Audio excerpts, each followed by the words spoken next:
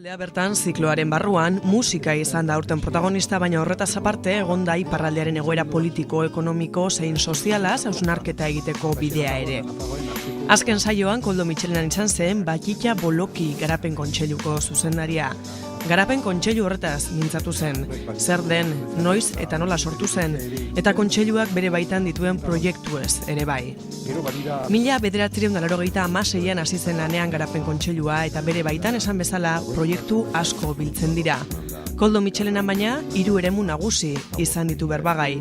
Euskara, mugaz gaindiko harremanak eta lurralde antolaketa. Gai horietaz galdetu diogu guk ere. Garapen Kontseilua da elkarte bat, iparraldeko egitura sozial, ekonomiko ordezkariak, kultura mailan lan egiten duten ordezkariak kudeatzen dituen elkarte bat. Badira ere hautetsi batzu, eta badira ere administrazioneko ordezkariak. Eta Garapen Kontseilua duela 15 urte sortu zen.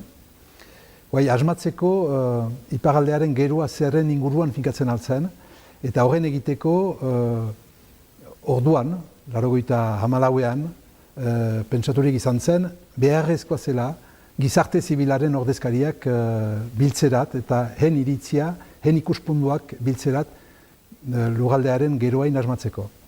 Lurrantolaketa, garapen ekonomikoan, kultura, hizkuntza, ingurumen, arrazo guzitan bere iritziak emaiten ditu, bere aholkuak emaiten ditu, eta gehienik gizarte zibilaren ikuspunduaren plazaratzeko. Gure Garapen Kontseiluaren lana mementuan iritzi moduan gelditzen da, baina saiatzen gira guk egiten ditugun proposamenak beti podere publikoer buruz egitea eta gero ekilan ikusteat ze baldintzetan, ze kondizionetan obratzen alditugun, eta baditugu gai asko, hola, obratu ditugu, guk egin proposamenak emeki plazaratuak izan dira, eta hizkuntzaren exemplua hortan da, hori argi da, azken urte hauetan emeki gauzak aldatzen ari dira, eta pentsatzen dut bide honean. Gure lanak abiatu gintuelarik duela antxo goi urte. Ohartu ginen eskuararen lekua gehienik militanten eskutantzela. Eta hori oztopo handi bat zen guretzat zen eta eskoraren agazoa espalima dute podere publikoek beren eskutan hartzen, badakigu eskorak ez duela atera biderik. Eskorak behar du bizitzeko, behar du biztan dena militantek behar dute ekarri, baina behar dute egitura publikoek ere ekarri, eta guk abietu ginuen lan hartan, lugaren etorkizuna, lugaren geroa asmatzeko pentsatu ginuen, hizkuntzak gain nagusi bezala behar zuela agertu. Eta egin gintuen gogoetetan emeki agertu zen hori. Eta kontzientzia hartu zuten, gehienik hautetsiek, baita ere administrazioneko ordezkariek, eskorak behar zuela leku handi bat, eta emeki lan bat erabili dugu, eta hor, egungo egunean, iparraldean, bada egitura publiko bat sortu duguna, eta eskora arduratzen dena. Eskorak sartzeko eskoretan behar dute gaztek ikasi, eta gero behar du eskorak ere bizi publikoan sartu, bizi sozialean sartu, eta gero hor bada eperuzerako lan bat erabiltzeko. Eskorain ingurian, erganezake, emeki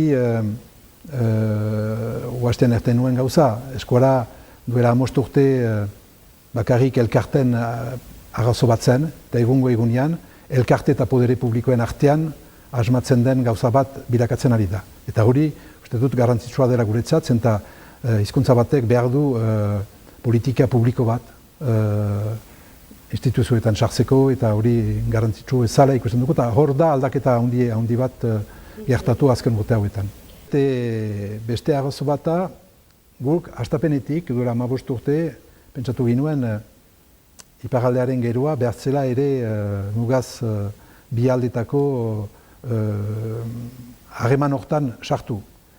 Memento berian, denak ados gira hortan, baina memento berian ohartzen gira ez dela hain nahiza.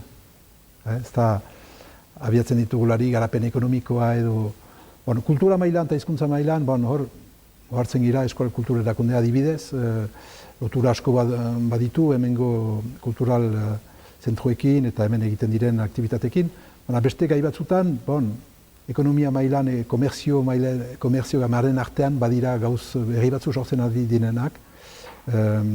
Mugaz bi aldetako komerzio gamara bat sortu da berriki, bi artean deitzen dena.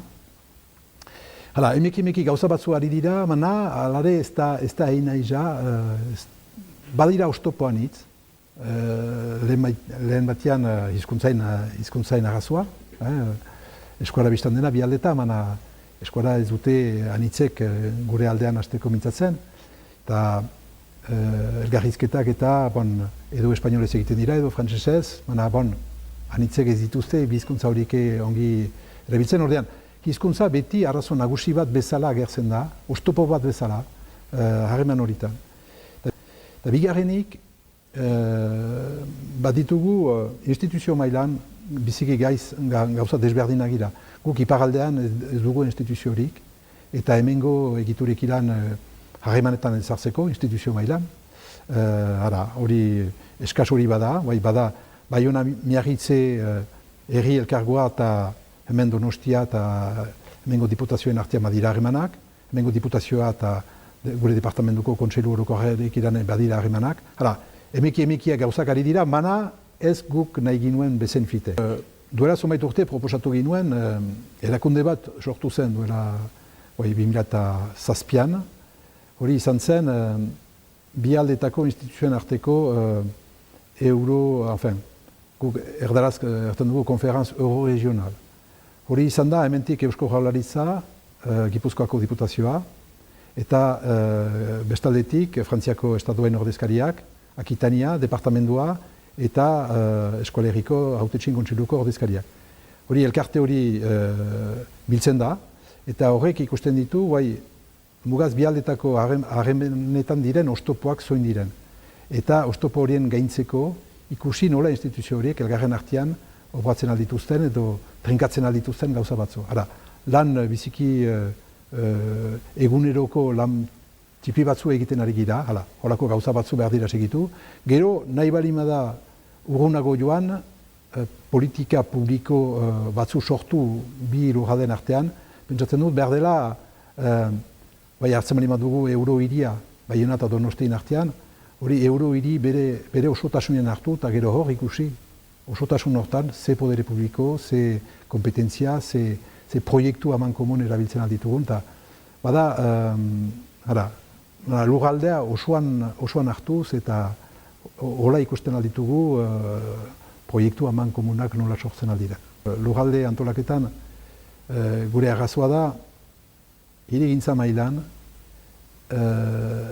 anitz etxe egiten dira gure eskualdean, eta etxe anitz 1.500-2.000 metro kadraturekin, eta horrek emeki lurra hartzen dute.